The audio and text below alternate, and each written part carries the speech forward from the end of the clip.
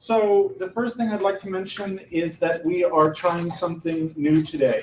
I've been asked to make colloquia more participatory across campuses. You might say, based on the theme of this morning, we're going to have one campus.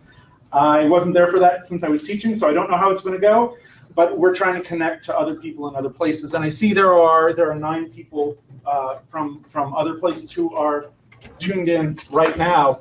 So if you are watching from a remote place and you can't see or hear me, I believe everything should be working, but please type in using the text chat tool any questions or comments that you might have, and we'll try to work that way, at least for this first test. I'd also like to point out that today is part of a larger set of colloquia that is happening across the interesting pair of institutions that is the University of Maine at Augusta and University College.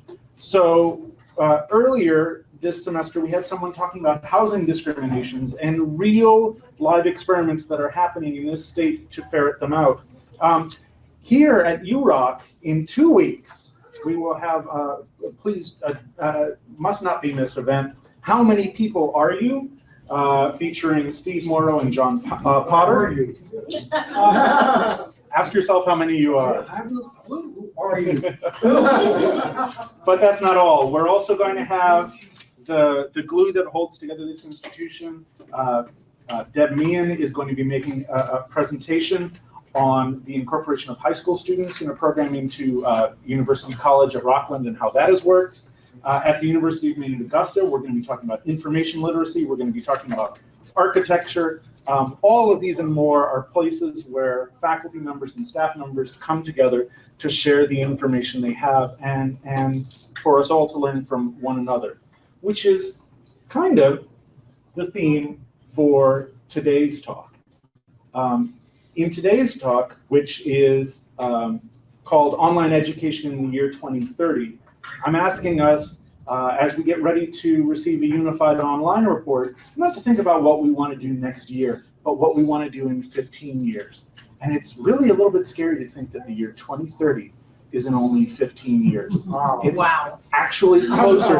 It's closer to us than the year 2000. So we've come that far, and we will be that far very soon. And hopefully, we will be able to think about carefully what we want to be doing in 15 years. And if we really want to do 2030 level stuff, we have to start planning it now, because that's going to be really high-tech kind of affair. It's going to be doing so many things that we don't do now. So let's start the conversation. And actually, I want to point out when we engage in this conversation that I only have to pick a little slice to work with, because online education is so big. There are many legitimate questions that I'm not going to consider today, and I just won't be able to. One of them is student engagement. Another one might be recruitment or retention. And that kind of concern is something I'll leave for someone else, but I'm not saying it's not important. Instead, we're going to focus today around the faculty experience as we move from this physical classroom to online kind of experiences. And that means if you are a student, it's not going to be directly about you, but I would like you to think about how your professors can cooperate with one another to improve your experience as a student. How can faculty members work together in that way? And if you are a staff member or an administrator, I invite you to think about all the headaches that faculty cause you every single day, and how you can possibly design a system that might ameliorate that, or might increase them. But I want to start out by asking a question. And this is a question for folks online. Please type in the group chat. It's a question for you here today. What is teaching for? And why do we seem to be interested in it? Either administering it, or learning from it, or doing it. Why bother in the first place? What attracts us to it? Yes? Fundamentally, it's the life of the mind, and it can be illuminating. Once the mind is opened up, all wonderful things can happen. We provide a structure and a platform. The life of the mind. What else? Quality of life. Quality of life. Tell me about that, Deb. Well, it goes back to life of the mind, but if if you are stimulated, it improves your engagement with people and your surroundings and all of the above. Yes. So Deb Meehan just mentioned quality of life. Those with higher education are shown statistically to have a higher quality of life, but also qualitatively. We who have benefited from it, we know the secret. We have a higher quality of life, and we're enjoying that. Yes, what else? Improving the human condition. Improving the human condition. Yes, tell me a little bit about that. So how does that relate to what we're doing here? Because when we're in higher education, we're not just thinking about our own mind, we're thinking about how to improve our communities and invest in ourselves, in our families, in our businesses, in our society. Absolutely. Yeah, I can testify to that. Last year at this time, I was teaching a course in research methods when I got a text from my wife who had just reported to me that thanks to a clinical trial that involved research and involved people who had then taught that to others, she got remission from cancer. And so it happened while I was teaching research. I got this aha moment that said, this actually, it improves the human condition. We're here to do something. I agree with all those statements. And I guess the way I would frame it is, I didn't go into teaching to make a load of money. I didn't go into teaching to hide from other people. I didn't go into teaching so that I could escape. I went into teaching because I had that flash of a moment a few times when I was a student myself, where I looked around me and I thought, oh my goodness, this is an important question. It could change my life. It could change other people's lives. And I want to share it. I don't want to hold this within myself. I felt at that moment like I would burst if I couldn't tell other people that same thing that I just discovered that changed the universe for me, that maybe could change the universe for someone else. And it's that feeling, and then watching other people and guiding other people so they find their spark. And that moment, seeing that in other people and students, when all of a sudden everything comes into focus and they realize what all these moments of struggle have been for, what a gift to be able to be involved in that. John, did you want to jump in? Yeah, I just wanted to say that it happens, at least to me when I'm teaching, probably at least as many times as it happens with students. I learn so much from student responses and their ideas and how they fit into a major theme. So it's fantastic. It's huge fun. So John Potter, just for those online, 17 people joining us. So we have about equal numbers now. Just pointed out, we gain as much as teachers as we give. We learn when we teach. And it is an act, it's a collaborative act. It's an act of sharing. So that's really important. It's something that's vital. Now let's think about a slightly different question. What has changed in education in the last 5 to 10 years? And I want to suggest a few changes. One change is that fewer students than ever are fitting this 18 to 21-year-old classic mode. We know this at UMA. We know this at University College. We also know that in public institutions, state budget cuts are hitting harder and harder and harder, and that more burden is going on to students, and that there is less funding available for us to innovate at a moment when we need to innovate. Another change that has happened is an erosion of discretion of faculty members. There's more regulation, things we need to do, things we must do, things we may not do, and that's diminished. Instructional design is something that's being taken out of the classroom and put somewhere else, and there's some very good people doing that, but it's less something that I'm being asked to do, and more something that someone is offering to do for me. Online classes. This semester, 3 out of my 4 classes are online. That is not how I started here at UMA. When I started at UMA, 4 out of my 4 classes were in person. It's a big change in very little time. As that's happened, all the information that was ephemeral, lectures, activities, discussions, they're all being recorded.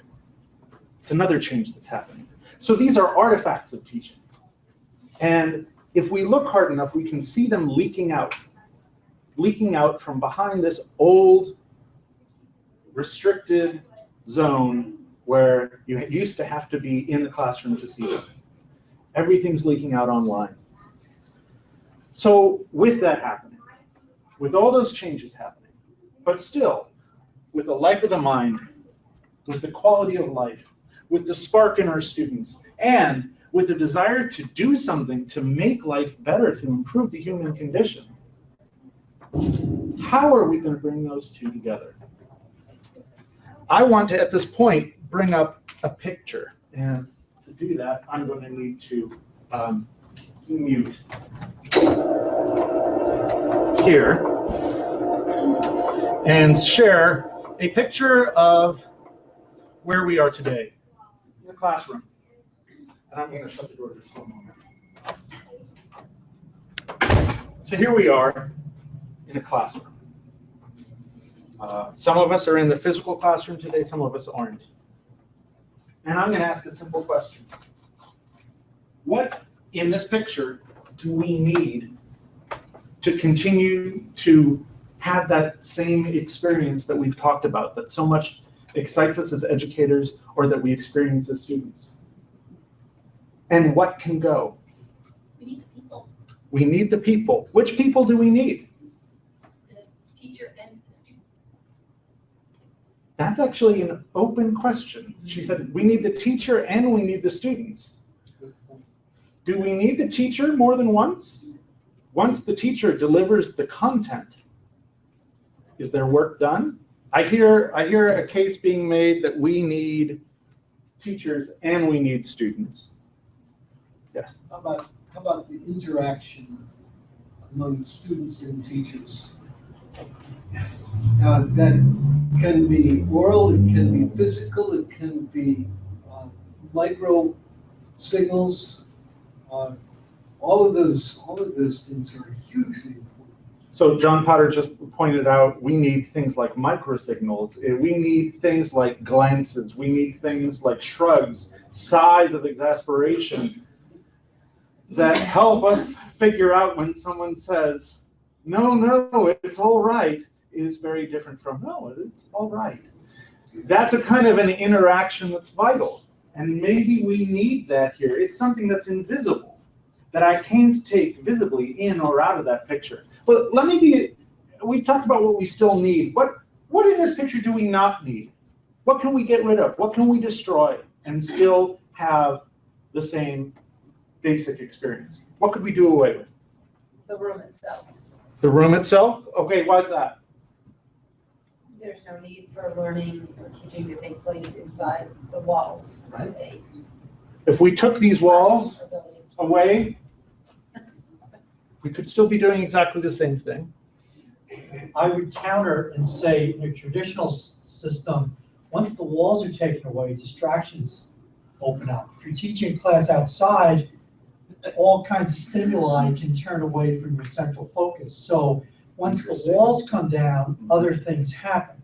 So, right, once the walls come down, this is Steve Morris speaking, other things happen.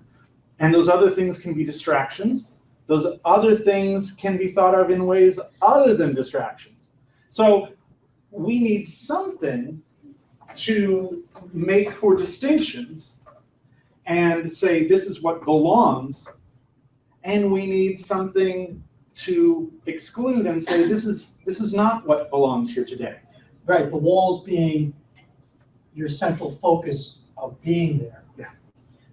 And we may not though need a wall for that. What else don't we need? What else could we throw away in this picture? How about the blackboard calendar? Okay, so what is a blackboard? John Potter says let's throw away the blackboard. What could the blackboard do if we threw it away? What does it do? Slowly decompose in the dump. Yeah. Okay, so maybe we don't need a blackboard. Okay, and I heard someone else say maybe we don't need a calendar. Cloth. Yeah. We don't need a calendar, we don't need a clock. You know, we are teaching online in the University of Maine system 14-week classes. And we're teaching them on Tuesdays and Thursdays and Mondays, Wednesdays, and Fridays, or Fridays at 3. Why? Because of a fiction that is no longer existing. The fiction that we have students who are primarily on campus and who are in dorms right next door and are eating their Fruit Loops. And we only have them in these dorms that don't exist for 14-week periods. And then they must go. And so we must contain them in that period. And the same goes for clocks. We have the rise of asynchronicity. We don't all have to be in the same place at the same time. That could be dangerous. It could be valuable, but it's no longer necessary. What else? Well, all of those things that you've taken away are one or another boundary. Yes. And online learning can't happen successfully without any boundaries. They just need to be given boundaries. Excellent. So we've had twice in this conversation the point that really this is about boundary drawing here. It's about what boundaries exist and what boundaries are good for and sometimes what boundaries are not good for. Do we need to make connection? Do we need to make distinction? Are those two things mutually exclusive with one another? These are the kinds of questions we should be asking about online. Chip. I mean, it brings up for me the environmental psychology. What are the structures, the rituals, the spaces that facilitate more people to learn, to achieve the outcome that they're going for? And so I think whatever replaces these things or adds to them, because I think we'll have all, it won't be one or the other, it'll be all. They've got to deal with that. If we come forward with an online model that you have 20% passing the class or learning the content, then let's find something else. That's not success. Well, possibly. It might also just be a really difficult thing to learn that is necessary. So Chip Curry just said if 20% don't pass a class, that means that the class is a failure. I might dispute that, but we have to think about in an online environment what it means when we do this. I'm going to show you physically what I think this might mean. I think it might mean that we either are seeing a vast wasteland of emptiness,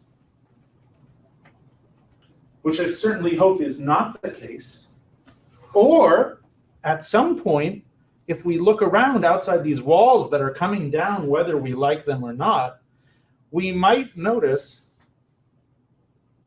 that there are other people beyond those walls too. Now, some of those are students. So students might look and see what students are doing in other classes. Students might look at what other teachers are doing and say, why am I sitting here? Teachers might be looking at one another too. And this is one of the strange things that happens when you have an in-person classroom in which you have a bunch of people limited by spaces while you have one instructor, the person who promises to be there. But when the walls are down and we don't have to be in a place, we can all of a sudden see each other. We can see what one another's doing. That's something I've never seen with Steve Morrow. I've never seen your class, your in-person class. I've never seen your in-person class, John Potter. But if you develop an online class, I'm going to start to see it, and it's leaking out now. There are ways to see this stuff, the stuff of teaching. So what I'm going to do today with the rest of our time is I'm going to spend about 20 minutes in which I share a model for what to do given that our walls are falling down, whether we like it or not, whether we choose it or not, it's happening. Whether it's decisions that are being made or feet on the ground, that's where people are going. How can we react to that, and what can we do to create an advantage out of the disillusion of boundaries? So I've taken an e-tech learning grant from University College, and I said, let me try a little something.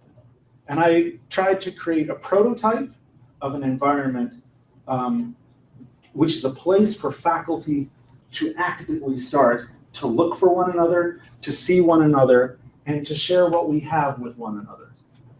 And possibly to find ways to link together.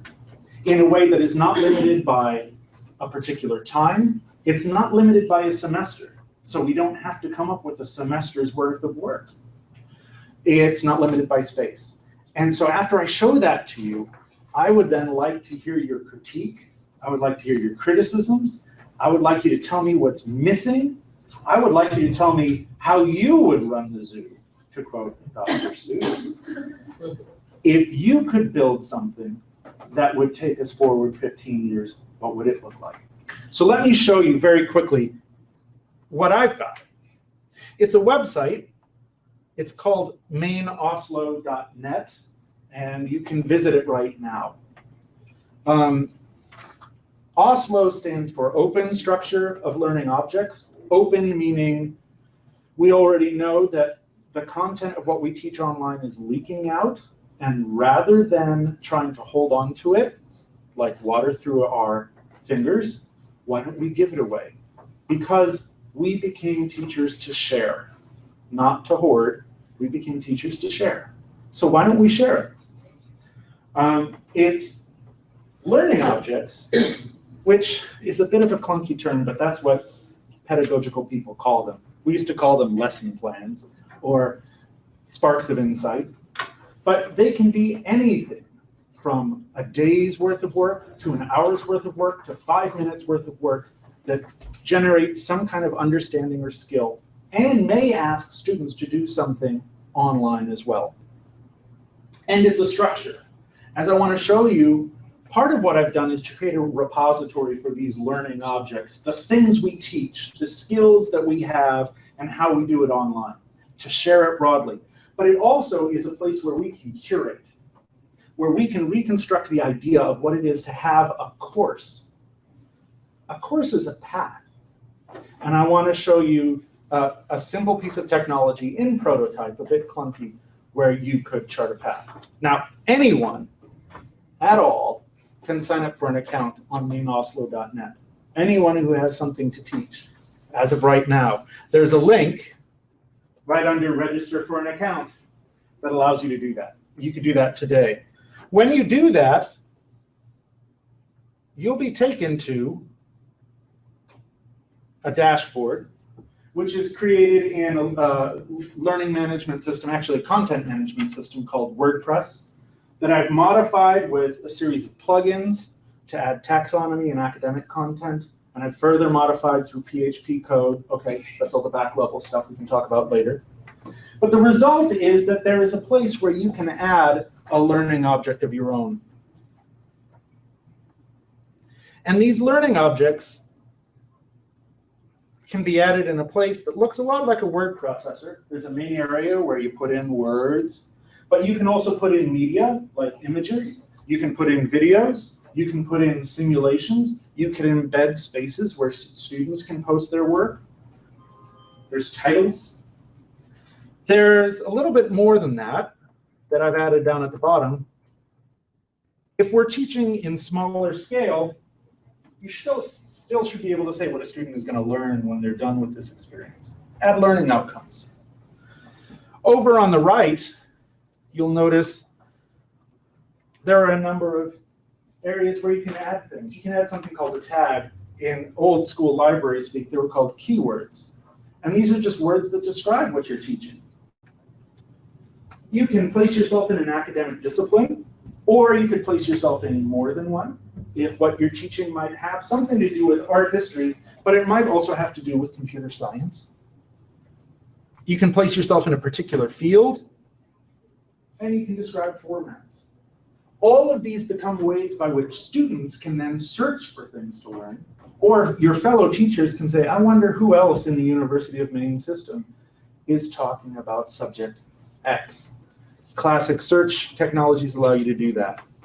One more pair of pieces on this page. When you make a learning object, you still are an author.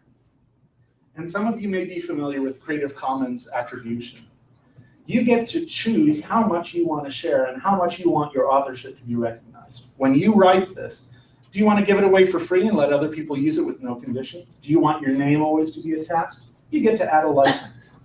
And there's one other thing that has only happened for me once or twice ever in the history of all my 20 years of teaching, and that is a chance for other teachers to talk about the work I do, to make criticisms and make suggestions. The first time in all my 20 years of teaching that someone evaluated my work, it was my graduate advisor, and he came in for 5 minutes while I was giving an exam, waved at me from the back of a huge room with 120 students, and then left. So I don't know if what I'm doing is working. I don't know if it's right. I haven't had that professional help that some of us need a lot of professional help. And some of us, we all could use some level. And so here there are levels for areas for peer review. Because what is it that academics do best? We do peer review. We do that when we publish. Why shouldn't we do that when we publish works of our teaching? So that is another piece. What does it look like in practice? In practice, after these learning objects have been created, there's a link here to curate, to chart a course, to actually plot a course, in which to link learning objects into a course sequence, in which you can pick learning objects that someone else has devised or that you have devised, and you can say, hey, I think they're connected. I think what John Potter does in one course has something to do with what I want to teach in this second course. And I'm going to nominate that as a connection, as a link in a path. The result, when you're done, is that people can come together across boundaries, across individualities, and we can help people follow courses. So this is a very tender, gentle, first pass, graphic, dynamic image of what these courses might look like. Sometimes we have individual courses sticking out. Representation, gender in the Maine state legislature. It has nothing else in the system that relates to it right now.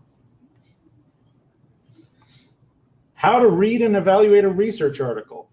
All of that wouldn't matter, but who does it matter to? Nobody else right now. On the other hand,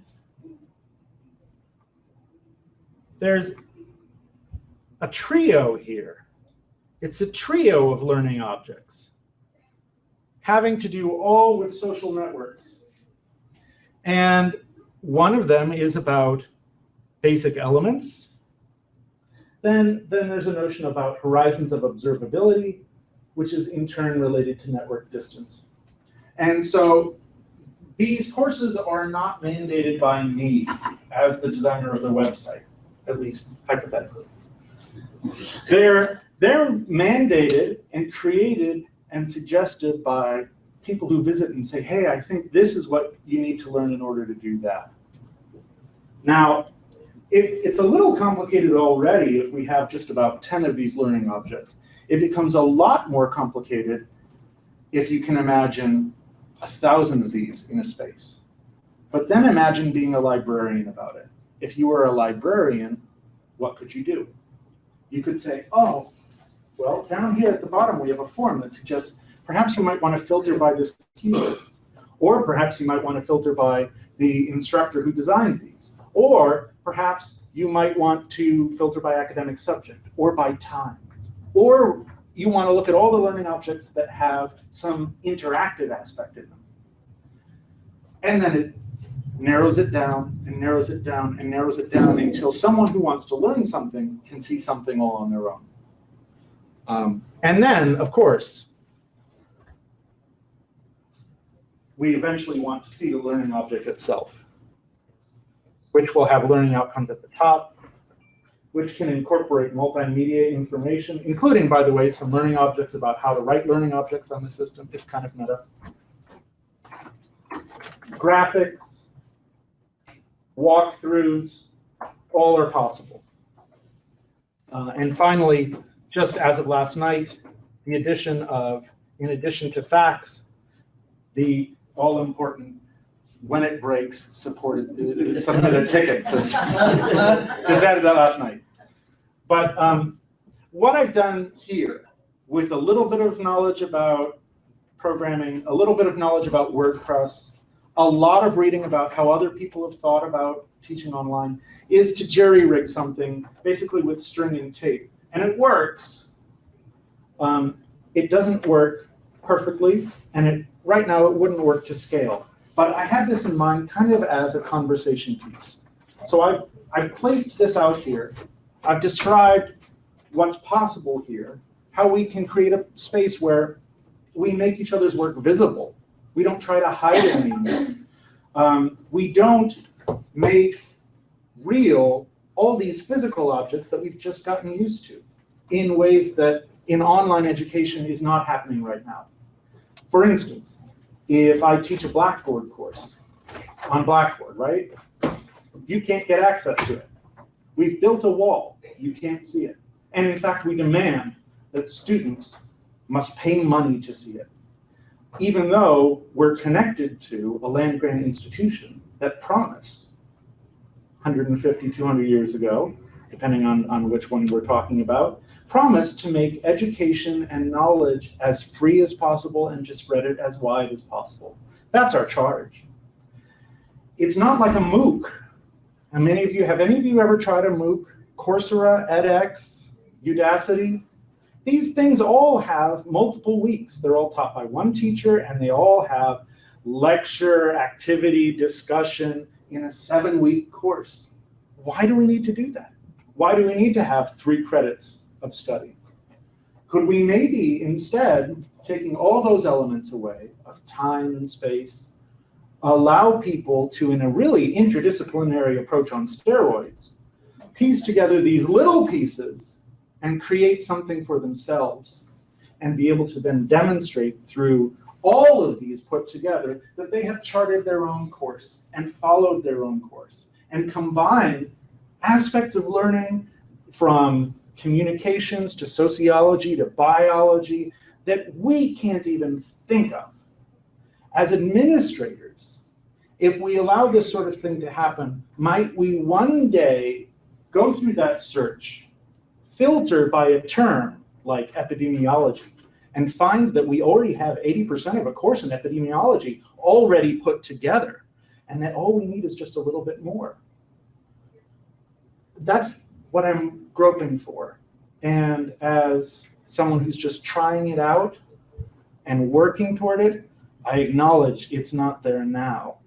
But that's what I'm looking at when I do little things like this.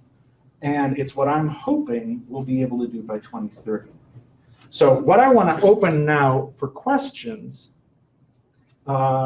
with is I want to ask a series of questions, and they're simple ones. First, and most concretely, how did I screw up? What did I get wrong? What horrible sin against learning have I inflicted upon the universe? Or second, how might I do it better? Oh, this is sorry. This is a bit meta. I'm gonna have to. Although if I was 14, I would have wanted to do this. I could look at the back of my own head. Let's turn it on. So that's my first question. My second question is this something that you would jump into? If it's not, what would you jump into? What would you, if you had to be teaching online by the year 2030, what would you actually be, not just reluctant but agreeing to, but be excited to join? Yeah, absolutely. In 30 years, I probably won't be around, but. Well, 15. But 15. But the question is, this sounds fascinating, but of course you'll expect everybody who presents material will do it for nothing, because why bother to pay them? That's a reasonable question. And so what is, here's my response. I'll give you my response, and then I'd like to hear back, because that's good. One possibility is that those who are teaching video froze, okay, well, there it goes. One possibility is that there are some things that we can't fully capture when we present a learning object, right?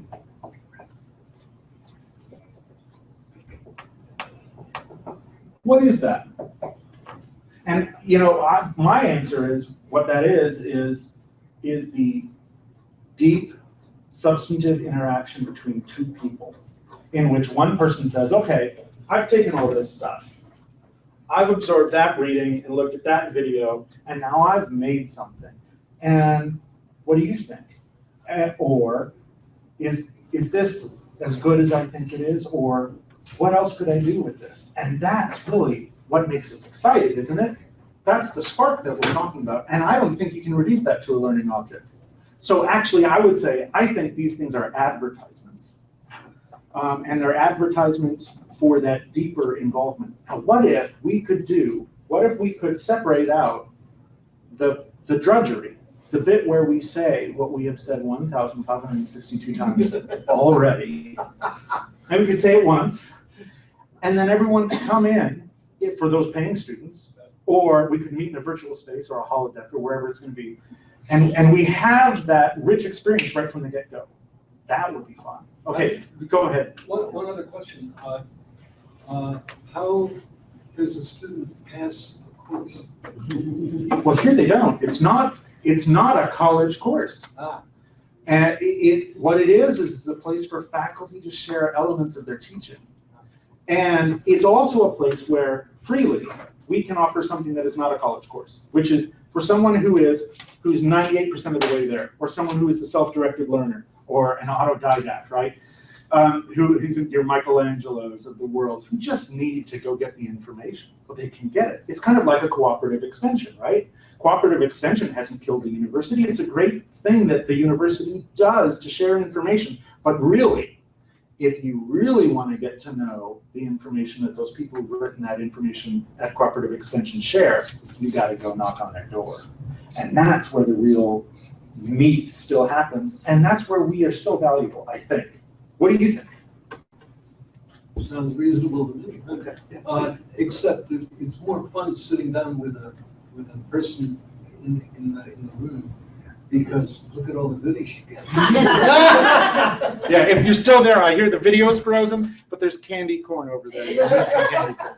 Okay. Yeah. Darlene. I'm just wondering, would this learning object be like a good thing to go along with what you're already teaching? Say like, I'm in your sociology class right now, would it be a good thing for me to go to this learning object and actually pick up pointers that I might not have gotten from your class? I'll give you a hint. You're already doing it. So Darlene is in my Soc 101 class. And in the Soc 101 class, for students who are not able to make it there that day, in the past I have had to say, be sure to get notes from another student. And the subtle, unstated thing in the parenthesis is, like that's going to do any good, or really help you as much as you need. It will take you 50% of the way there, but you're going to be missing out on something. Now I can say, well, be sure to get notes from the student. But also, you can look at that online lecture, which presents not the discussion, not the application, not the work we do in class together, but it presents the stuff I have to say every time. It presents the lecture. It presents the content. And you can do that other part of catching up there. So yeah, it's already there. You can make use of it. So Steve had a question. Okay. I defer to Deb. Okay, so I see a huge cultural shift in this collaborative model, because so many times I've heard faculty say, I own my content. You know, I spent years getting my degree and researching and developing this content, and I own it.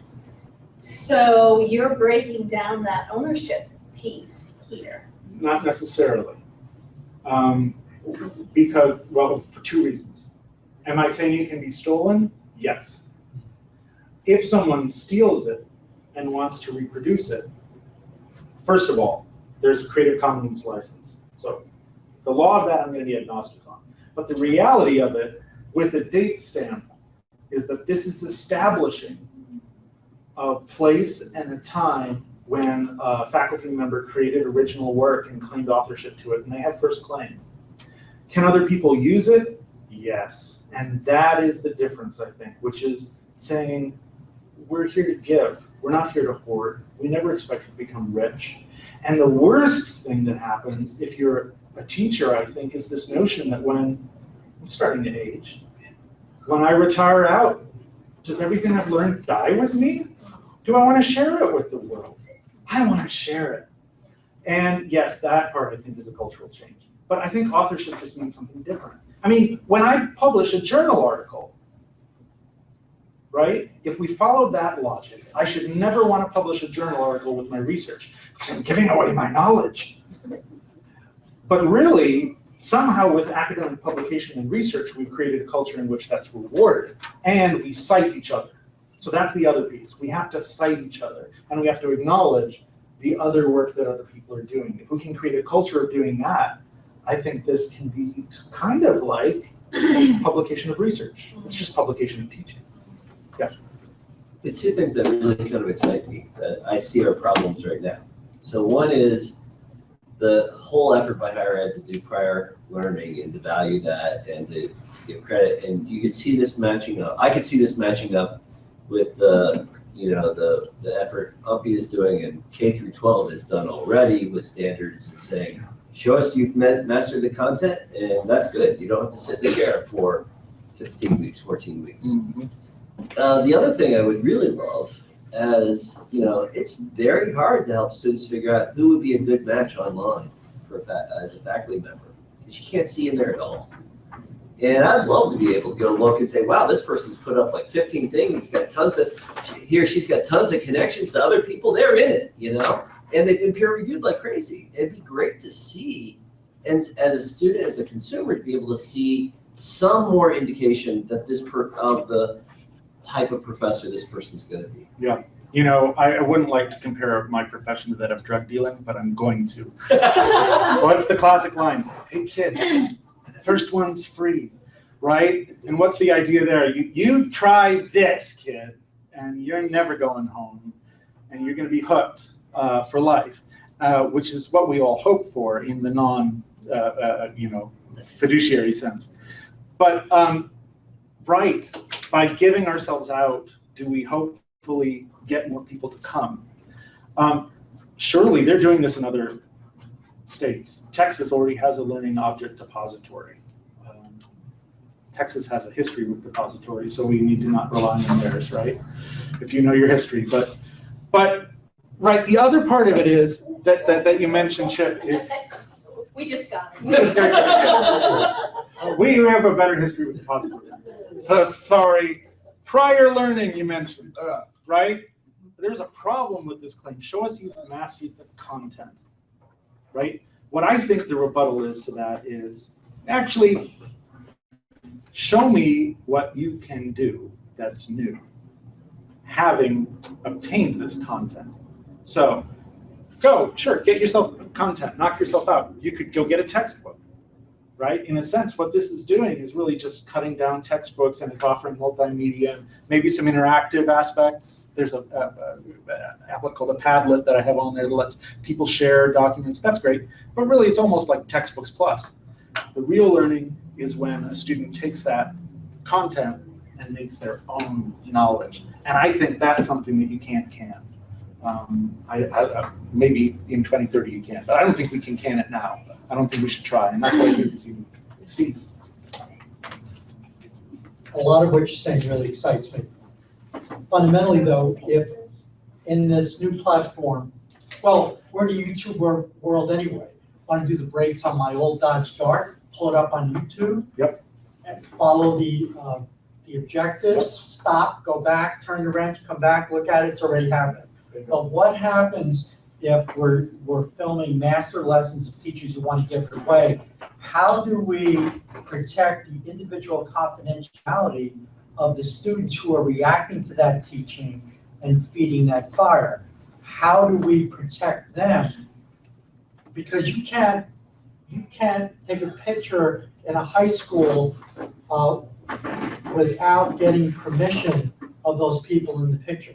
How do we preserve their confidentiality? Yeah, notice what I'm doing today, which is awkward, is I am parroting what you have just said.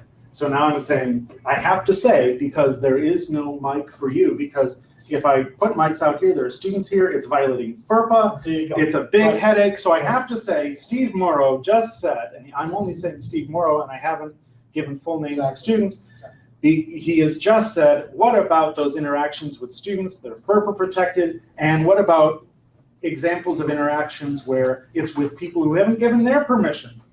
Bingo. Well, I think that's interaction. And I think that's the kind of interaction that can't be captured here. And I think that's the moment that actually we can't bottle, Well said. you know? Well And I said. don't think we should try. Thank you. That's all I say. I agree with you 100%. Yes. Well, the other thing, going back to I think what Chip said was, or you said, being able to see other teachers, how they teach, I think that would also help bring in the student. Because, I mean, like Mr. Morrow's class, Mr. Potter's class, your class, I mean, you're all great teachers. So I think just seeing your personalities and how the student would fit Yes. with your class would be a great help. The student gets to try before they buy. They also get to maybe see a moment where Steve Morrow and James Cook hook up, you know, in a teaching sense. And when that happens, you thought it, not me. I said the innocent version and you corrupted it. But if Steve Morrow and I cooperate in teaching one day, what can we discover from each other? Because I imagine how we teach is very different, even if we're both teaching well, and I would imagine we are. We're doing it a different way, and boy, that cross-pollination would be just awesome. James, you were recently interviewed on NPR, MPBN on social media, and you said as a parent, Yes. you were very careful about the dance between social media and the upbringing of your own children, the young. Yes. So there have to be channels, there have to be barriers, there have to be some firewalls between the social media that the kids are able to receive and understand at their level, instead of having it wide open. I'm just kind of extrapolating here. Does the technology serve us, or do we serve the technology? Well, I think those are two separate questions. So Yes. hang on. So the first question was for children. I mean, there's some content that's not suitable. Do we need to put this behind a firewall? Well, I said, you referenced an interview in which I said it was my role as a parent. Yes. So So I believe information should be free. I also believe that if I'm teaching responsibly, I'm not teaching something that would offend but should build. But that others should be able to peer review and check that. So that if I am doing something injurious, this is part of the peer review process. Once we put something out in public, other people should be able to comment on it. Oh, and by the way, another feature of these learning objects is that they have a comment section. So people can come in and say, boy, you really screwed it up, professor, in paragraph 2, or whatever. So the second piece was, are we tools of the tech, or is the tech tools of us? Are we, more broadly, to change it and tweak it a little bit, are we tools of the university, or is the university here to serve us? And I want to create a parting thought, because we're about to leave, that we can have two approaches when we're heading toward 2030. We can come up with some ideas about what we would do. And by the way, this is just one vision, right? So you might have another vision. I'd love to hear what those visions are in our waning minutes. We can petition, file out a form, send it in and ask for somebody else to do it, and maybe get a few funds and a support staffer to do it. Or we can go ahead and build it ourselves. In communications and drama, we would say, hey, let's put on a show. Let's put on a show. And the thing is, with this object here, the only cost to create that system, as primitive as it is, $20 a month in hosting. Everything else is free open source software that doesn't cost a dime. So we can't say it's because of our budget problems anymore. We can't say it's because we can't communicate with each other anymore, because the online's happening. We could do this. 10, 15 people who decided we want to build something together. We could make it. We don't have to wait.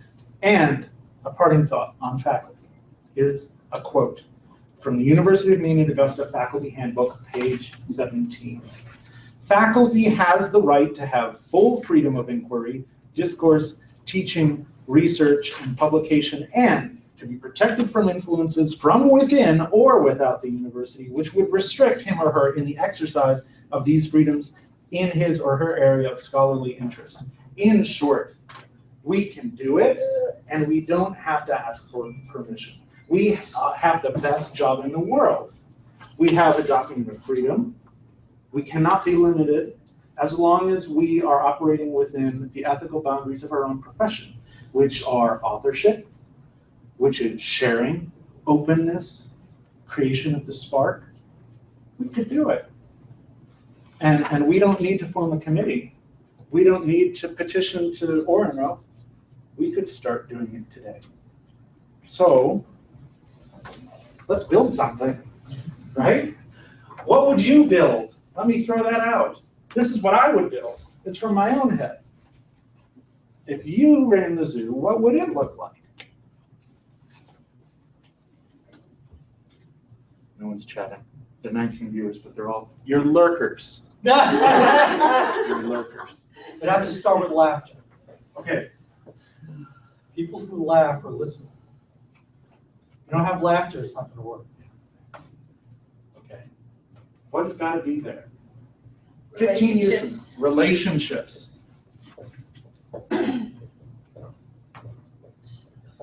Relationships have got to be there. What else? It's basically what I was going to say is collaboration.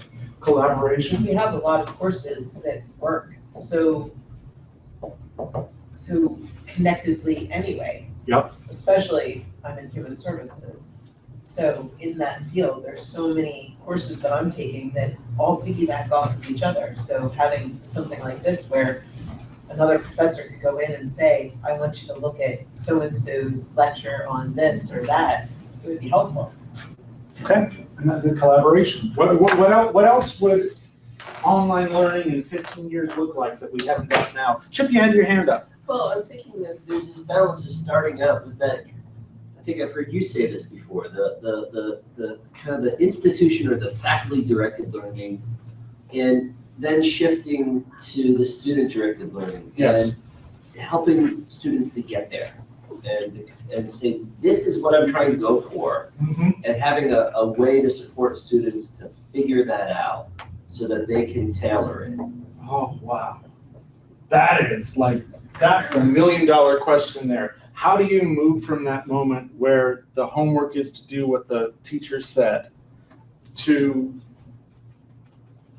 give me what I need so I can go out there and make this thing I'm dying to make, or do this thing I'm dying to do? From faculty directed to student directed. So what's the instantiation of that in philosophy terms, or what's the piece of work that allows that pivot? I don't have the answer.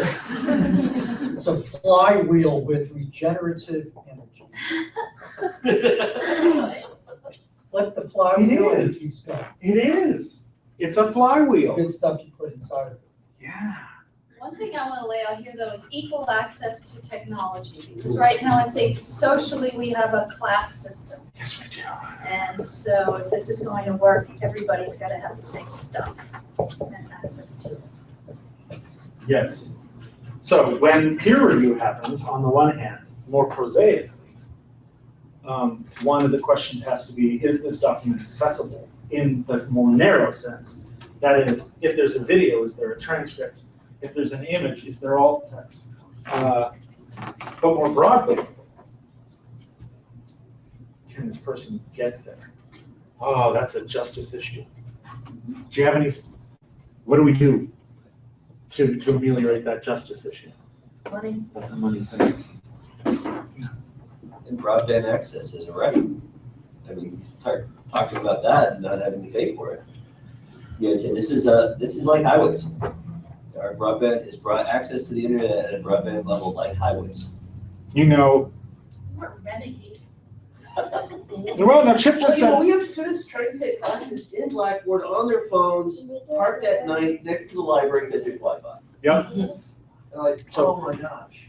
so Chip Curry just said broadband access. So what would happen if all the infrastructure that is directed toward walls and clocks and doors were instead directed toward an antenna on a hill? And maybe we could all meet under it, cross-legged with a lotus flower, and we all bow down before, no, we don't bow down to the antenna, but The professor. you thought that, not me. No, but it creates zone access. Just like there's zone access to NPR, right? All you need is a little radio receiver and you can get the NPR. In 15 years, will that be what broadband access is like? I hope it is. Because you're right, it's a problem. I had students who had trouble with technology in my Social 101 class who wrote to me saying, it's Sunday and it's before Columbus Day and I know the libraries aren't going to be open. How am I going to work on this problem? And my answer was bupkis. And it needs to be better than that. You're right. What else? Oh, it's time to go. The tyranny of the clock. But is there a class in here at 1? I hope not. I hope not. Let's open the door and find out. I think they would be pounding on the door. But I'm going to turn off this broadband beast, and let's continue to talk unless you have to run. Let's not stop the conversation if we don't have to. Thank you, James. Thank you.